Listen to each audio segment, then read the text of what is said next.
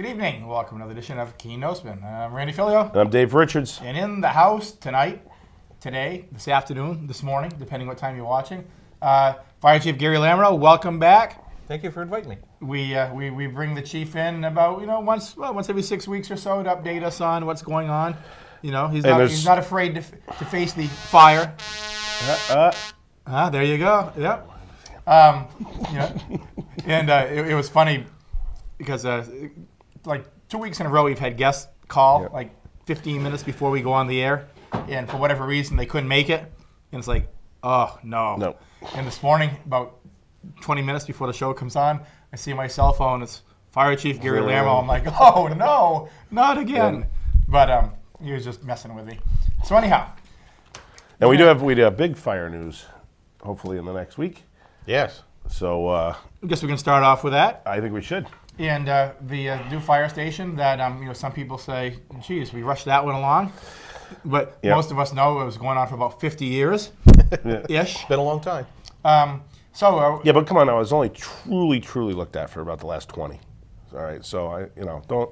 That's because it's just because you came rolling on the scene about 20 years ago. I was taking credit for what he's doing. It didn't happen until he got here. I got it done. All right, that's all I'm saying. Okay. Anyhow, Chief. So after all these delays, and then they had to rebuild Vernon Street and this, that, and the other thing. How are we looking? We're looking right now to move in on Monday to go live over there.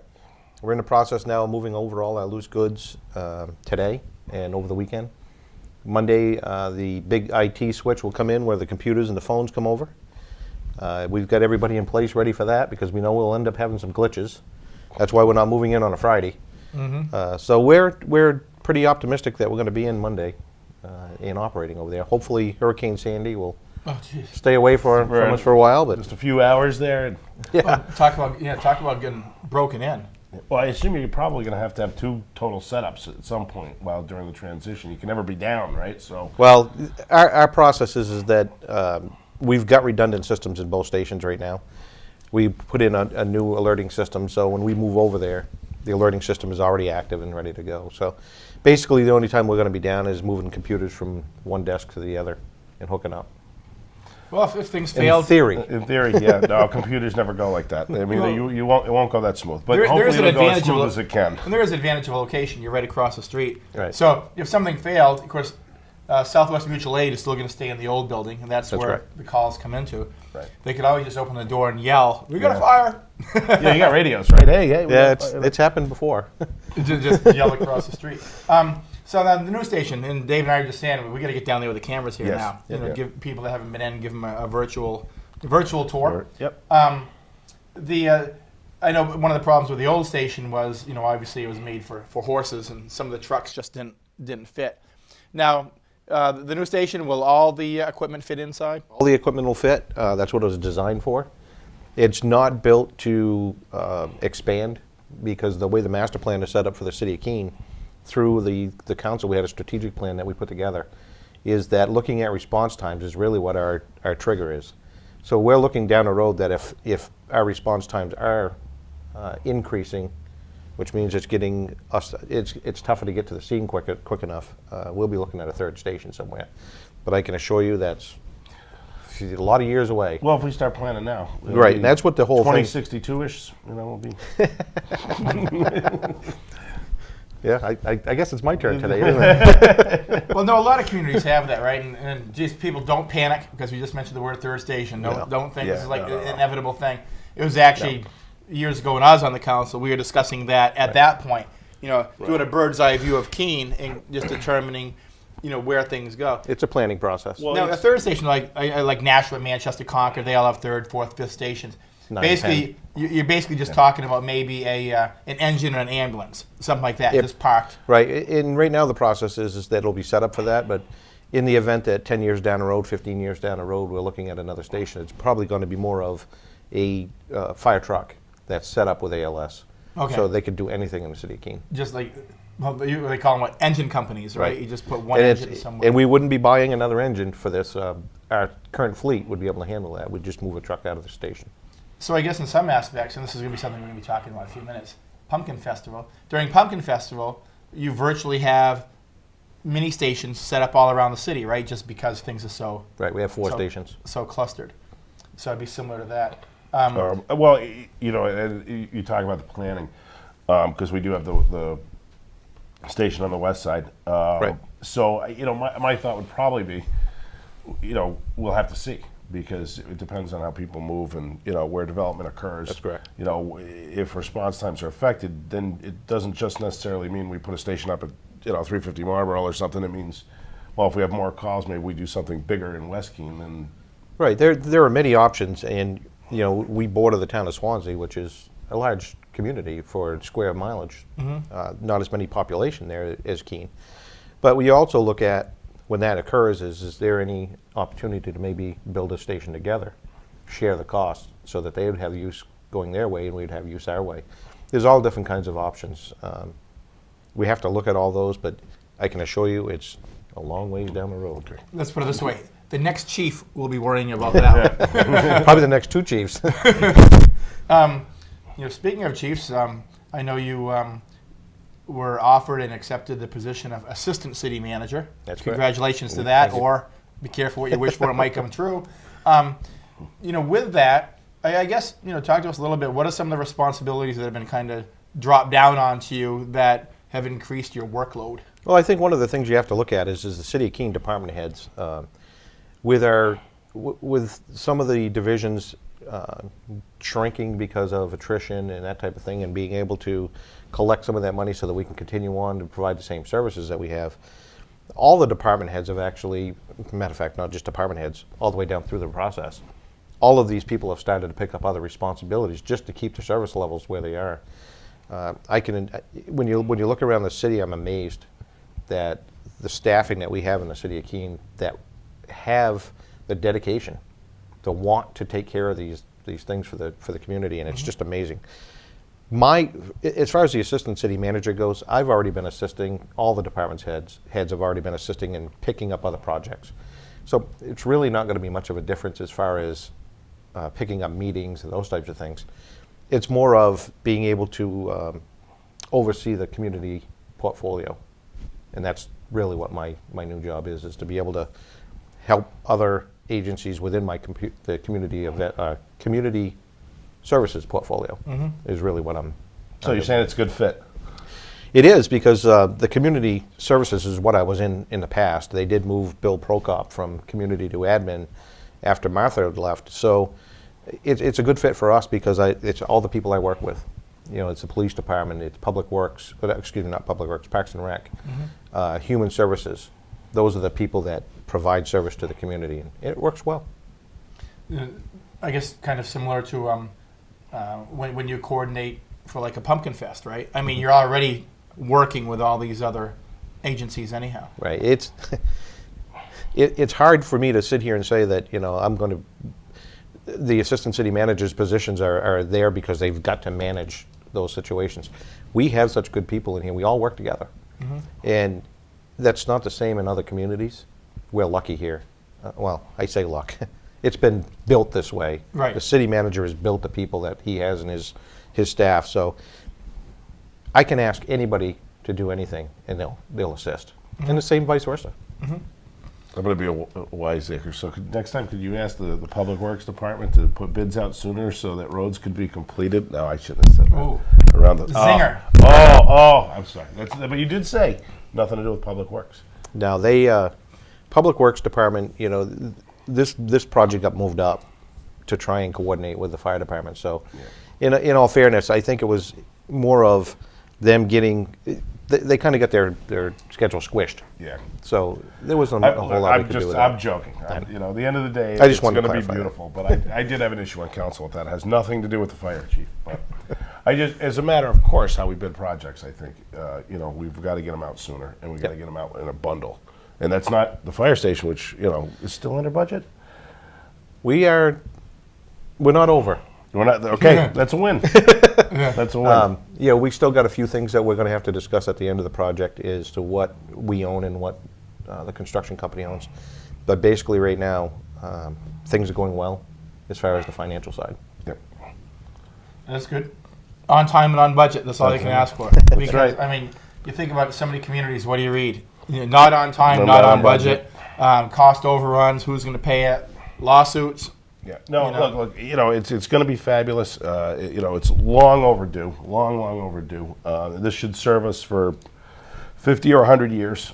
So everything about this is good. I mean, I'm just joking because I did have a kind of an axe to grind with the bidding process for the street, not for the fire station. You get another tweak in. Well, it's we've talked about this over the years where private contractors put their bids in for projects. They go hungry in the winter to get the work for the next year, and if you get the more bids you can get out in January, the more competition you're going to get for those bids, and the better prices you're going to get. So that's just always going to be a stone in my shoe when we don't do that. Well, I think in this project here, and I think it was explained during the project that there was a little bit of difference here, and that is that this was an addendum to the agreement of the contract for the fire station, and more importantly is that we needed that coordination between the construction company that's doing our facility and who's ever going to do the roads.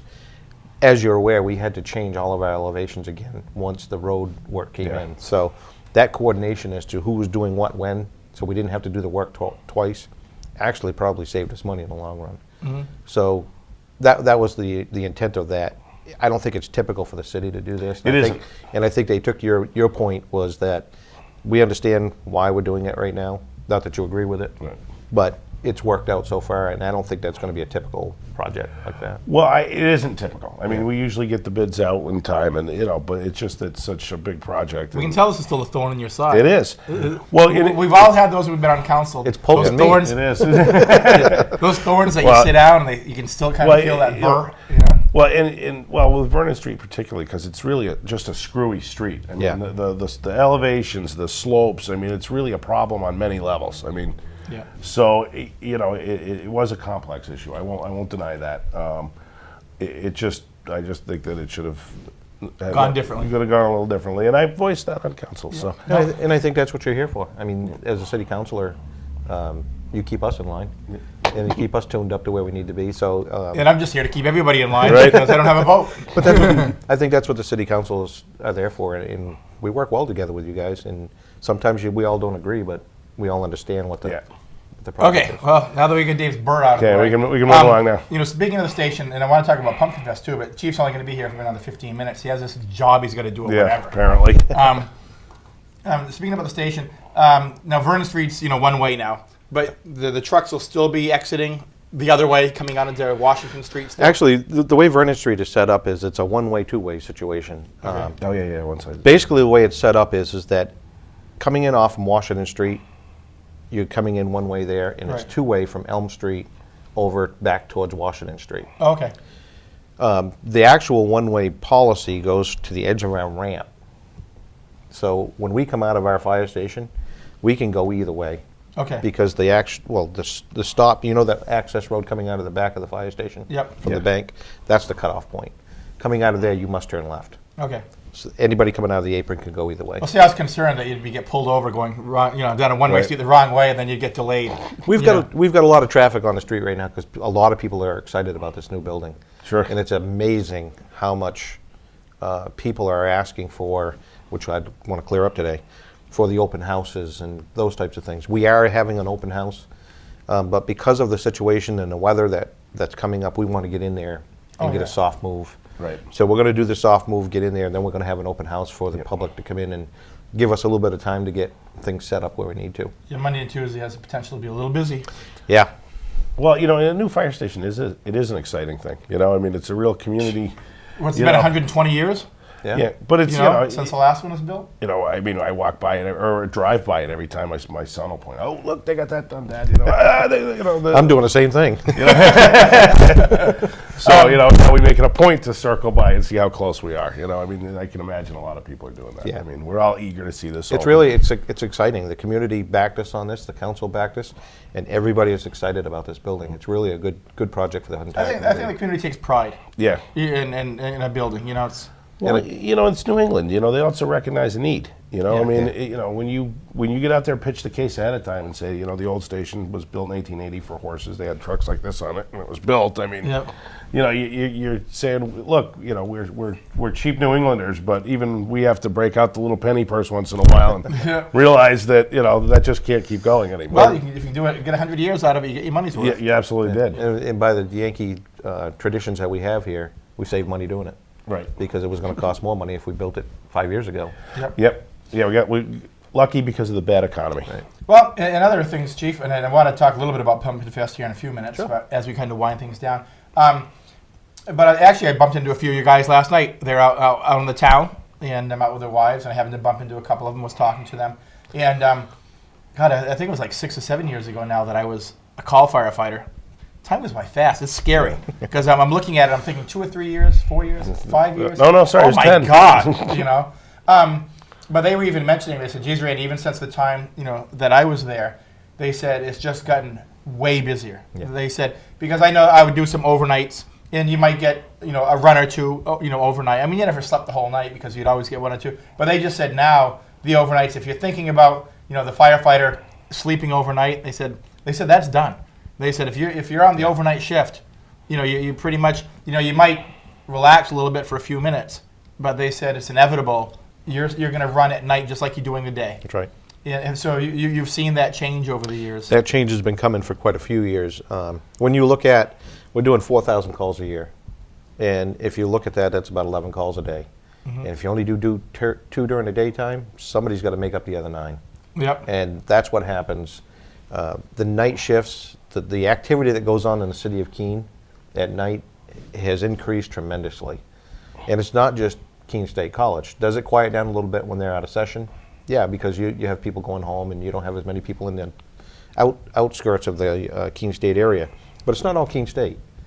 We've got a lot of activity in this city that's above and beyond that. Mm-hmm. And that's what these guys are doing. If I was on the floor today, I don't think I could do it because of the amount of time that they have to go out and do the things that they do today is phenomenal. There's no more, like you said, there's no more of the quiet overnights. It's those days are done. Well, you have people that work 24/7 now. You didn't have that a long time ago.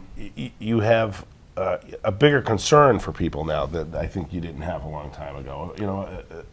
Life safety has taken on a much bigger role in the last 30 years than prior to that. It's all good. I mean, it's all good things. We're watching out for the community better now than we ever have before. And one thing that I talked to them about, and Dave and I have talked about it in the show here, is that I monitor the police logs and the fire logs pretty regularly, and I watch trends. I'm just looking at trends, and I've been watching the suicide trend in the area. Not just saying it's gone rampant, but you used to see a lot of suicide to be 0, 0, 0, 0, 0 that just didn't happen. And then it was 1, 0, 1, and now it's in a week 1, 1, 2, 3. And when I read the logs, it's not just, it might be just the cry for help, which that's what you're hoping for. But when you read destination change, Cheshire Hospital, you realize they carried through on it. And have you seen that? Am I correct in that trend? Is there, and it's not, I know it's not a spike, but is that trend typically coming into the holiday season is when you see a spike in that type of an activity. That's been going on for years. But I think today, with the economies and the stresses that people have on their lives, I think there is an upkick in it.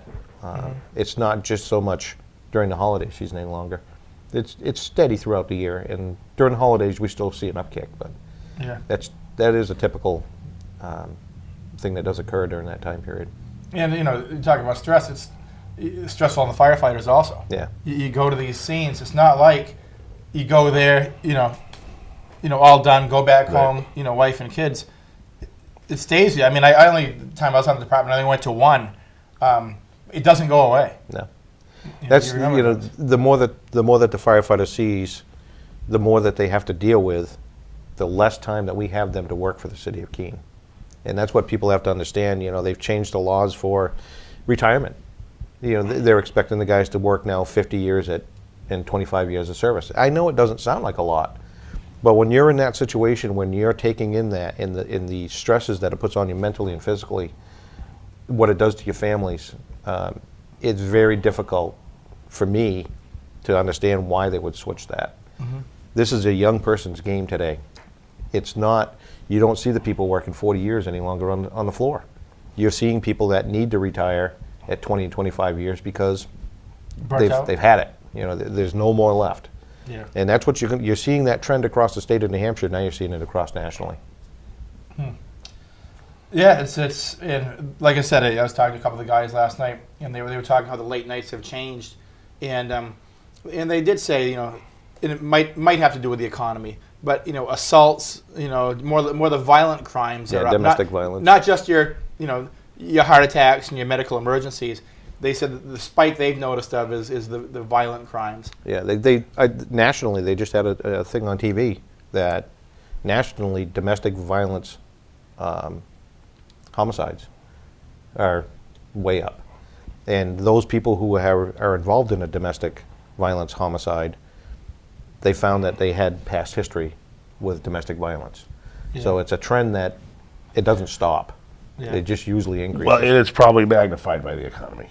It could be. Because you already have a bad situation, now you lose your job. Right. That can't make anything better, right? Yeah, and then you get people out there that haven't had a job for a long time, and it builds up, and in the end, it falls back in the lap of police and firefighters, because they're the ones that have to go out into the And that's what's difficult. You can't judge anyone for what they do, but again, you have to protect your employees to make sure that they're physically fit and mentally fit to be able to do the job for everyone. Right. When you guys pull up on a scene, you're not armed. No. So you really take that risk of going in, because some people, when they're having a bad day, they see a badge.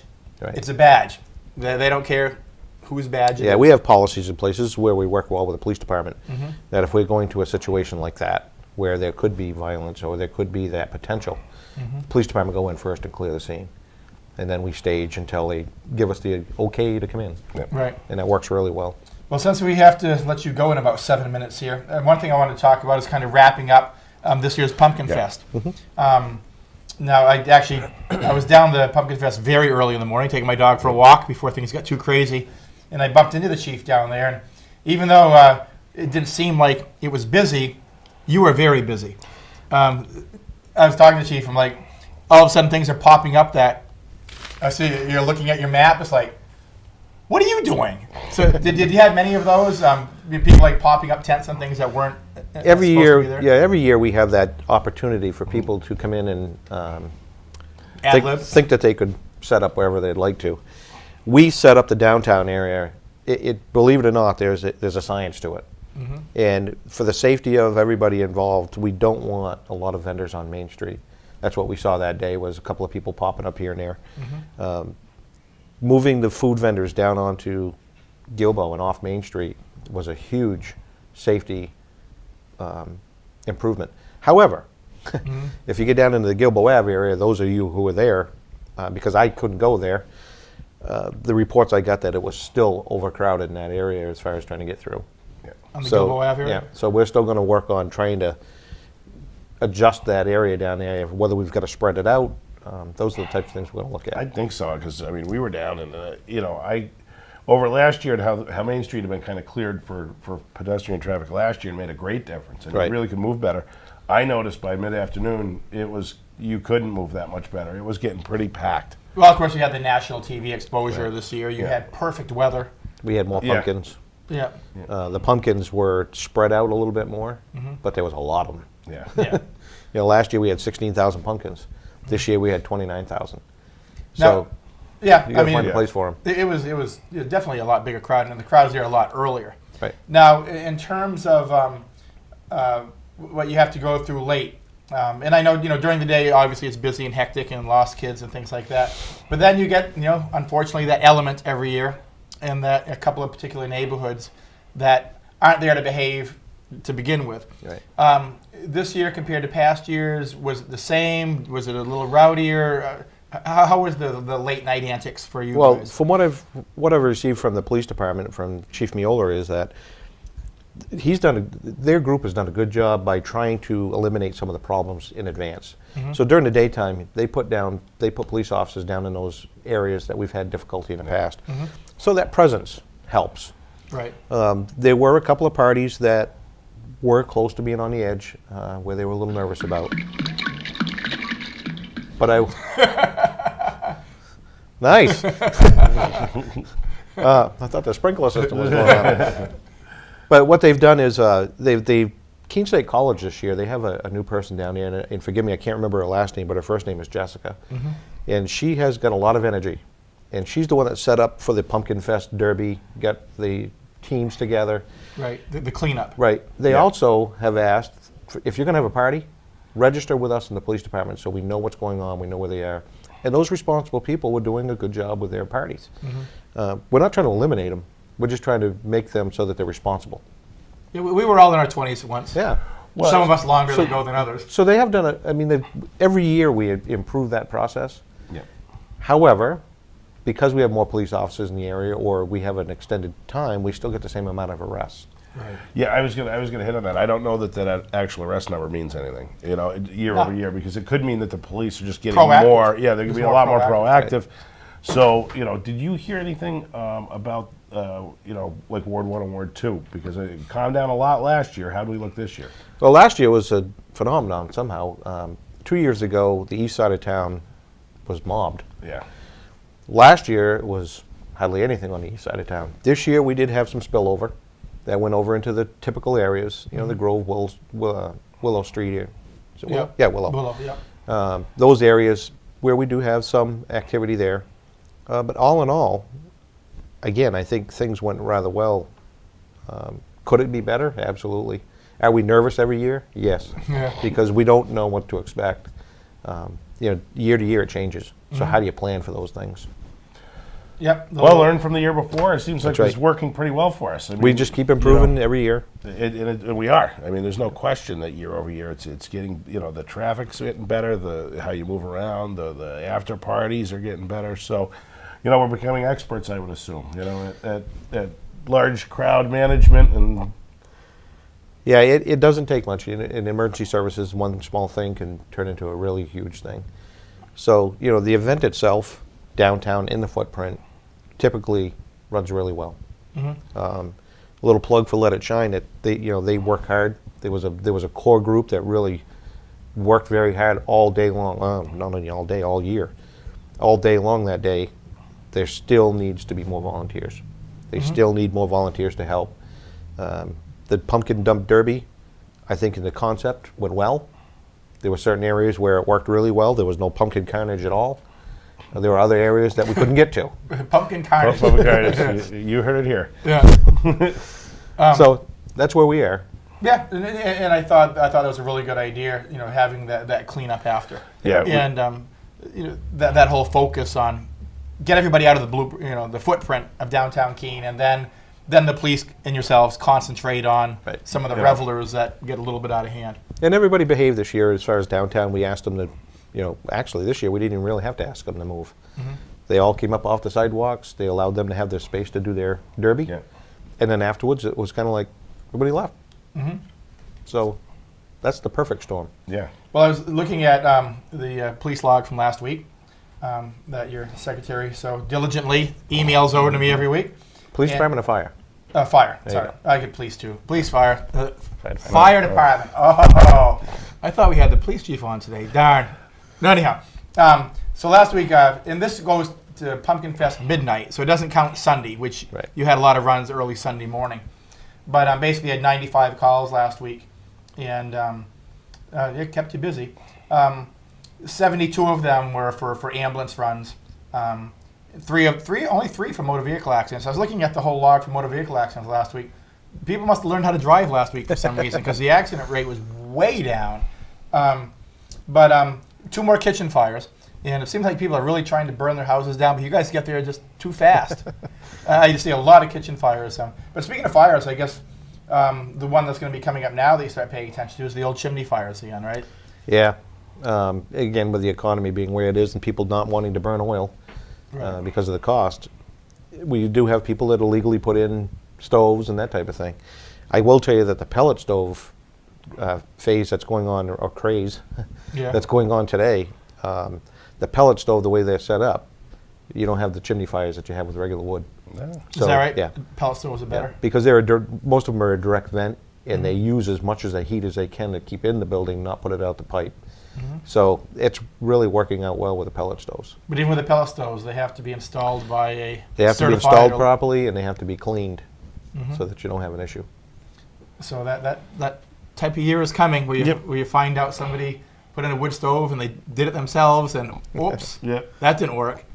Well, we could easily talk for another half an hour, We but could, but we we know you have to go. Yeah, we got this move or something going on. yeah, that we're trying something to do. substantial is happening over there. And it's amazing too because I mean you're moving into the station and you're doing it Monday, and Monday and Tuesday could be a very, very interesting couple of days. Yeah, it may end up getting postponed depending on when the storm hits. Right.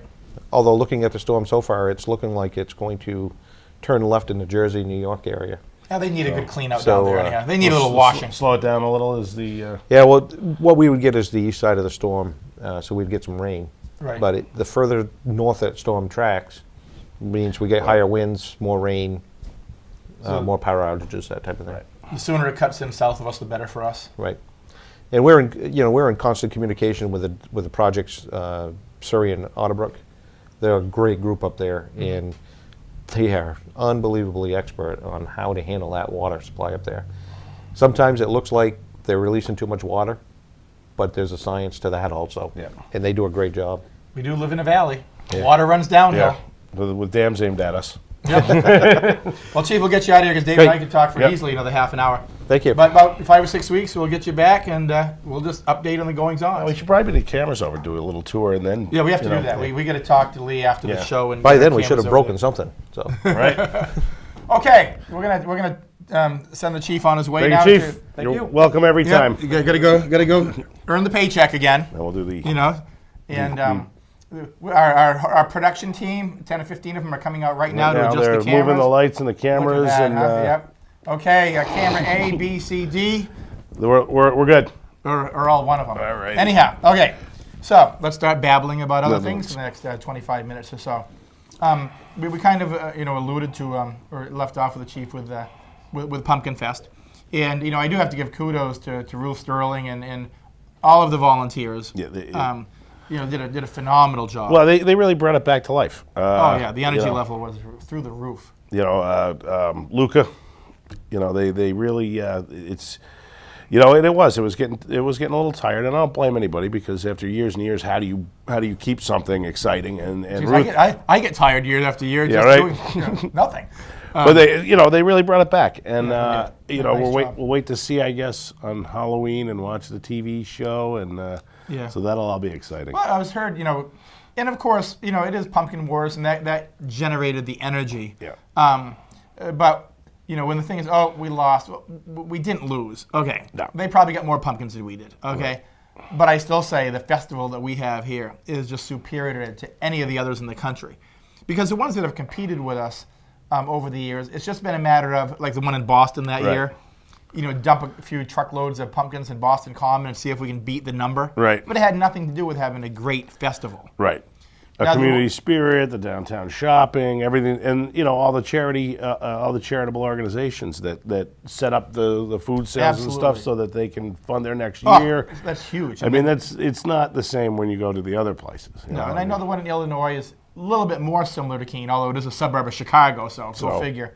But I did hear they were also mass producing with power tools out there. And once again, that takes away from the families, the kids, the community actually carving a pumpkin, Yeah. actually being part of the festival, rather Yeah, than robo tooling. Right. 30,000 No. pumpkins. Did they have their did they have their grade schools and stuff? But the kids doing it. I don't know the answer, but I mean. But the show will be on Halloween, so it'll be fun to watch. Hopefully, we'll find out. And, so kudos to Ruth Sterling and everybody that volunteered. The chief is right.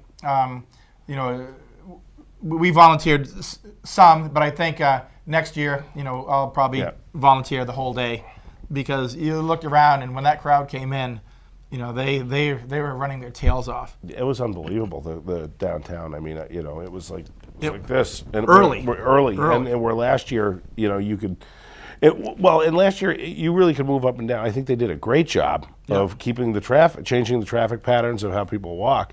And this year, there was just so many more people. That's all it was. I mean, they estimated about 65,000 people. That's in like less than a square mile area. Yeah, that fills a stadium. I mean, that's like, yeah, exactly right. That'd be like going to a Patriots game, and 65,000 people are going to the field. Right. It gets crowded. Yeah. But good job to everybody. Now the debriefing happens, and you take things that didn't go perfectly, and you address them next year. Yeah, but it's to what we're saying to the chief. They have been getting just better and better and better every year. Oh yeah. With less troubles, and I mean, the downtown businesses were just packed. Yep. So it does a lot of good. Downtown businesses, every business from here to Brattleboro, Greenfield, Right. Mass, because everybody takes the overflow. Yep. So kudos to Ruth Sterling and let it shine to everybody involved. And after they catch their breath, it's like, okay, we'll watch the show Halloween, and then okay, what do we do next year? It's the day after, right? We start working on it. Yep, it's a year-round project for a one-day event. It's amazing. Let's see. I do the police log every week, and this week I just did this past Thursday through Sunday, just because it was the Pumpkin Fest week. There's other things going on at the college. It's not only Pumpkin Fest going on. There's a lot of other things going on in the community too that all kind of come together. Nope, here we go again. Thursday through Sunday, noise and disturbance calls was 76. Now, you'd think it'd be a lot more, but the reason it wasn't a lot more is because the police were already out there. Right. Nobody had to call in a noise complaint because they were already at your front door.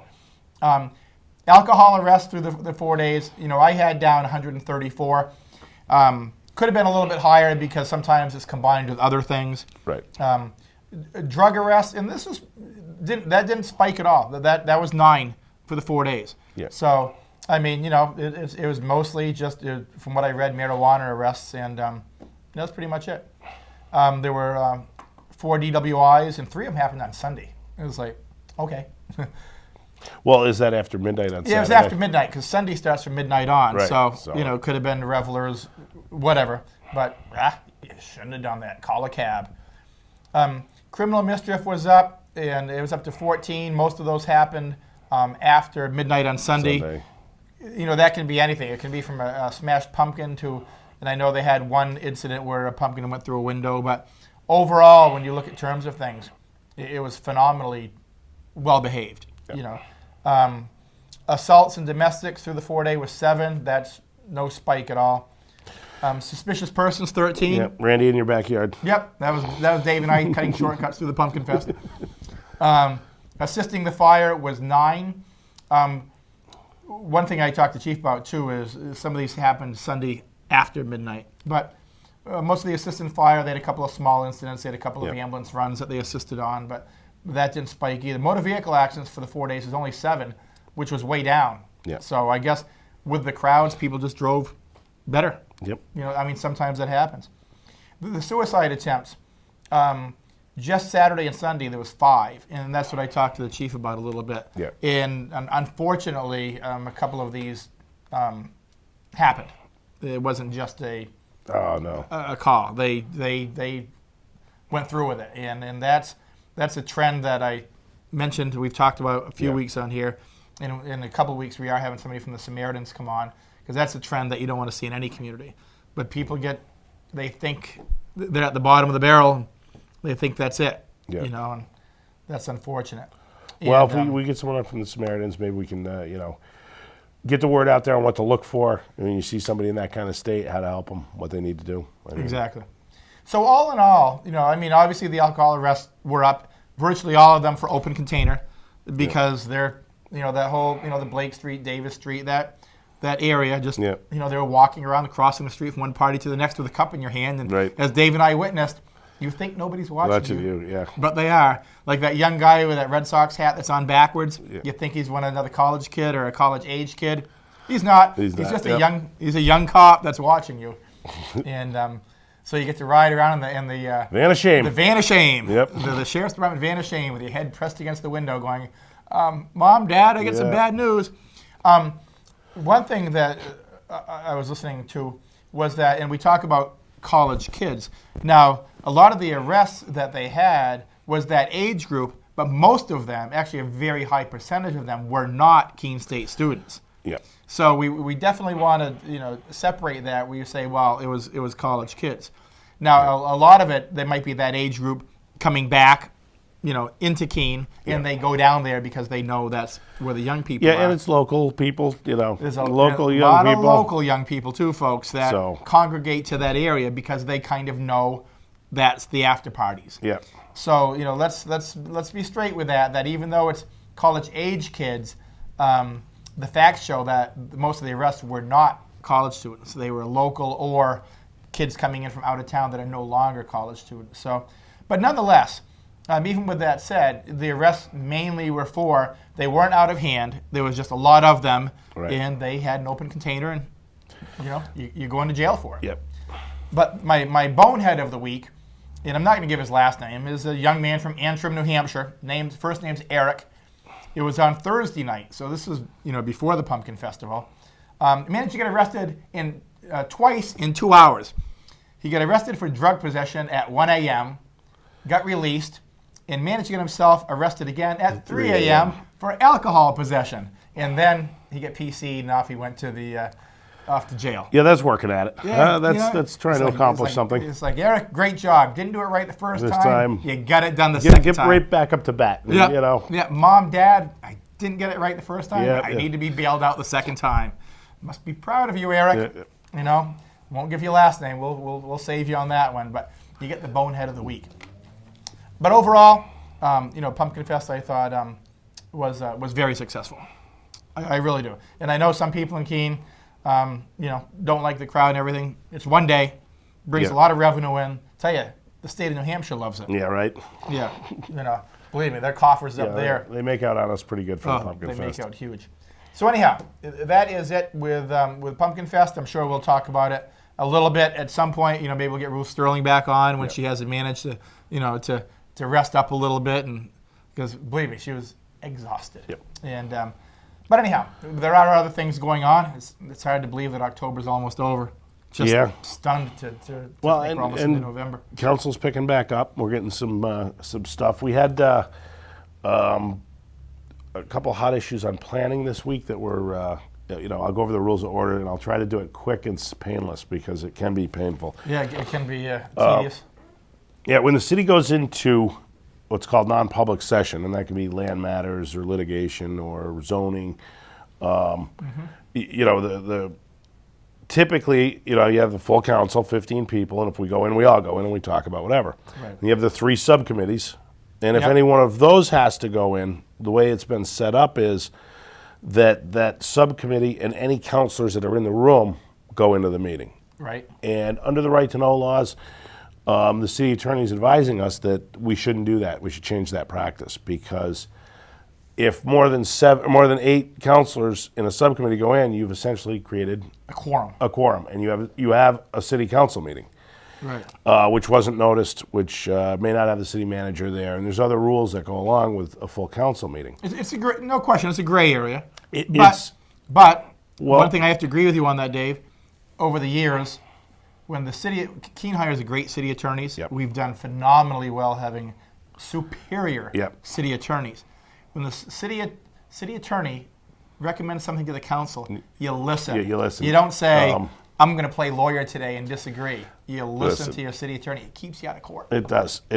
And so, what happens is, what we're going to do going forward, it wouldn't move to the planning committee, that what we'll do now is only the committee members go into the I keep saying it used to be called executive session. Mm-hmm. So I keep saying that, but it's a non-public session. Non-public session. So only the committee members will go in. The rest of the council members will sit out in the public. It's a gray area because they are part of the public. If you go to somebody else's committee meeting, you can speak and you can, but you are still essentially part of the public, but you're a city councilor. So it is a gray area. Practically speaking, it doesn't happen very often. No, it doesn't. I can remember years on the council, and you can go years without it happening. At the committee level, very, very rare do you all of a sudden have to go into a non-public Right. session. I mean, It's rare. you get a little bit more of it on finance. You get almost none of it on planning and MSO and municipal rare. services, facilities, and infrastructure. You get it on finance because they deal with personnel issues. They deal with union negotiations. Things like that, where it does happen more. It's still rare, but it does happen. Right. If it happens, that's where it happens. So there was some discussion about what to do, and the vote went 4-1 to move forward with only the members go in, and then Basically, it's 4-1 listening to the city attorney. Yeah. And one didn't want to agree with the city attorney. well, everybody has an opinion, and Yep. voice your opinion. That's what you got elected That's to do. what you get elected to do. So that'll go to council next week. Yep. And one other thing should be pointed out is these non-public sessions. Almost always, if you have a non-public session in one of the committees, you'll have it again at the full council. Yeah, it repeats. you know- That way, the rest of the council does get updated on it. Right. And you're not breaking that gray area Yeah. of where you might have to have, public notified. Right. Now, as you mentioned that, I know people that have read in the Sentinel over the past year or so. There's a group over in Marlborough that are constantly suing the selectmen over there. Yeah. About meetings in Right, non-public right. where Listen. and Keene wants to avoid that. Yeah, this is a big pat on the back for the city attorney. Absolutely To it is. recognize this could be an issue. Yep. And to change the procedure now so that we're not going to get in trouble that way. Look, everybody who's in local government in New Hampshire knows what happened in Marlborough, and there's been a couple other communities where they've had this. Where, I don't really know that these guys were trying to do anything. I think they just, hey, Fred, what do you think about this? And they don't realize there's only 3 of them. Right. So when 2 of you are talking, You have a quorum. You've got a quorum of the body. Legally, you've got a quorum. You know, Be really careful. The rules are the same for council, but there's 15 councilors. Right. So to get 8 of them Doesn't together happen. and talk about something, or it's the same with the committees though, because there's only 5 on the committee, and if you get 3 people together from that committee, you have a quorum. And if you're talking city business that comes before that committee, you've essentially created a committee, and Really, what it means is, for people that are listening, it sounds like but the city council and city government in Keene is so ethical. And whether you agree or disagree on a vote, that's one thing. Right. But I know, well before I got there, the years that I was there, and the years now as I'm on the outside looking in, it's so ethical. And it's always been that way. Yeah. And especially when you read some other communities. And I'm not talking Marlborough, because small towns like that, you got, like you said, you got 2 selectmen talking. You don't have really a full-time attorney. to let you know you can't, to let you know what the rules are. I mean, it's huge to have a full-time But attorney. you do read about some communities. I think Laconia was one of them a while ago. That just constant battles. But listen to hire a good Right. city attorney And listen to him. listen to him. I mean, it is important, and we're trying to follow every one of these rules so that we don't even go into executive or non-public. You We try- really try not to. you try I mean, avoid it. And I will tell people, for all the years that I was there, when you went into non-public, you cannot discuss issues that are already being discussed in public. right? Okay, because you're only supposed to discuss, it might be a lawsuit. It might be about an employee. I always use as a great example is if you're going to purchase land. All right, so the city comes in and we're going to widen the road and we got to buy land. Okay, well, we're like anybody else. We want to get a good price. So somebody's asking $10,000, and you're thinking, well, where are we going to go? Do we offer 7 and see if So a lot of the things we do are stuff like that where you can't have that public. If we say, listen, our top dollar is $9,000, well, you're telegraphing the taxpayers' dollars. You negotiate like anybody else for those things. Right. So and union negotiations. Well, you can't put your bargaining positions in the public, because then you're telegraphing what you're going to do, and you might just well say, here you go. So there are very valid reasons to go into these non-public sessions. Yep. And after time, that information can be released in some kind of limited manner. I won't say I know it exactly, but It usually winds up, even non-public issues, at most points wind up becoming public. Right. Like you said, land negotiations. Yeah. It might be non-public right now, but it will come out. yeah. And that's where you have to have an ethical government and a real good attorney. And really, it's just a simple math equation in a lot of ways. You have 15 counselors, so no one counselor has so much power that they can manipulate things. Where when you have three, you got two buddies together, you can run anything you want. So, and it's the city attorney knowing to tell you, and that's what he's really doing. The city attorney's doing a great job of saying, listen, I've been reading this stuff, and how we do this, I think we have to change this. So we can be fair and above board, and I don't anticipate a difficult vote. And the city attorneys, the couple that I served with, and Mullen, the one that's there now, they don't say you have to do this. That isn't the way they phrase it. No. He'll say, based on my experience, this is what I recommend. Right, and if we don't do this, this was what could happen. Yeah, this is the side effects of if you go against my recommendation. This is what could happen, and usually it just means you're going to lose in court. Right. And typically you look at the city of Keene. I mean, how many major court cases have you seen Keene be sued and go into court and lose? Yeah. It doesn't happen. It's almost none. No. It's almost none. I'm trying to think right now of any that we've, we get sued because we have deep pockets. It's like people will always sue, and they know if people know that you have a weak attorney or if you have a bad history, they're going to go at you. They're going to go at you. But historically, with Keene, if you're going to sue Keene, Keene's not settling out of court. I'm trying to think You're of going one. to go through a trial process, so you better be ready to spend some money. I can't think of one we've lost. No, the years that I was on the council, and very rarely did you even have a court case because, like I said, the city attorney. Yeah, most of the time they get it thrown out day one. Yeah, the city would say, no, we're not writing you a check to forget about it. Right. You want to go to court, we'll go to court. Right. Yep. And when they go to court, they lose, and it sends a message. You know who else does that? McDonald's. They never settle because they know if we settle once, everybody will be finding fingernails in the French fries. Because the bottom line is the people that are going to lawsuits are basically they're going after your insurance company. Right. That's basically what it is. And they go after the deep pockets. Right, and the insurance companies in a lot of cases just make a deal. We'll give you 10 grand, go away. Because Exactly. we don't want to spend the, But if you don't do that, and we've argued about this, Stand your ground. Stand your ground and say, no, we really didn't do anything wrong. Yeah, it's going to cost you a few bucks to fight that. Yep. But the next person who comes along looking for that 10 grand is going to think, the last guy didn't win. Yeah, if I'm going to win 10 grand, I'm going to spend 20 grand to go get it. They're not going to do it. And really, the lawyers who see that, They'll say, three people have sued Keene, they've all lost. I'm not taking this case. No, I get better things to do. So speaking of city council, you had that issue going on, which I kind of followed and read and saw you got quoted. Yeah, I did. You didn't get misquoted. No, it was pretty accurate. Nothing worse than getting misquoted in the paper because when people read it, you can't retract it. It's too late. Right. So if you get misquoted, it's like, oh. Yeah, it's terrible. It wasn't flawless, but he did a real nice job. I mean, it's a difficult thing to, especially in the paper. It's difficult to sit here and explain it, let alone in 5 paragraphs make sense of it. I think the young man did a very good job. Good. And the Sentinel, they do go through reporters. They usually last about a year. It's almost kind of like a training ground, and then they go on. So you really hope when you get a new young reporter that they're good, because it was always, I know when I was there, you get a new reporter and it's like, oh boy. And they after they've been there about a year, they know the cast of characters, they know how councilors trend, they kind of figured it out, and then they leave. Yeah, and right. Then a new rookie comes in and it's like, yeah, boy, got to break in another one. Yeah, well, but it's just the way it is. I mean, they quoted me wrong years ago. I was fuming.